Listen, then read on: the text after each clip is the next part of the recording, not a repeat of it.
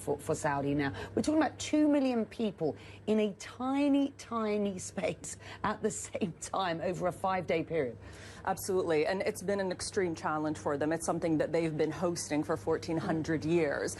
And over the last few years, over the last decade, they've definitely been investing more in infrastructure, whether it's creating wider bridges, bigger bridges to be able to access the points, having discussions with religious scholars about actually widening the space that is considered the holy territory where the rites can be performed. Security personnel are ever present. Tens of thousands of medical people that have been trained, up to 1,000 security cameras covering almost literally every single spot at the Hajj. And as electronic devices become more prevalent, this year, for example, they've introduced the e-bracelet for the pilgrim, so that any pilgrim can immediately be scanned and they know who they are, where they're from, where they should be staying, and what kind of medical conditions they can have. So every year they seem to be learning from the previous year, but that many people in that small a space is just bound to be a challenge.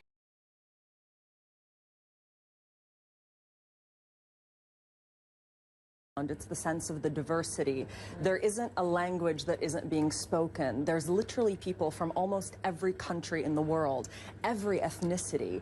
And also what strikes you, and having been to Saudi Arabia, you'll relate to this, is usually men and women are quite segregated in public spaces.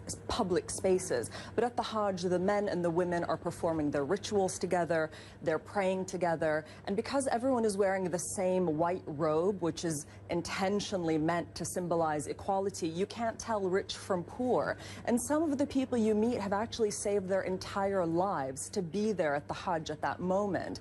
And so as journalists covering the Middle East, and this is something you definitely will be able to relate to, is we often meet people on some of the worst days of their lives, but this was a story where almost everyone you met, you were meeting on the happiest day of their life, and the tears were of tears of joy, especially today. Those pictures our viewers were just seeing from Mount Arafat, that is the spiritual climax, and you do see people really crying for joy, and that for us was quite unusual and something that you can't help but be affected by. How do the Saudi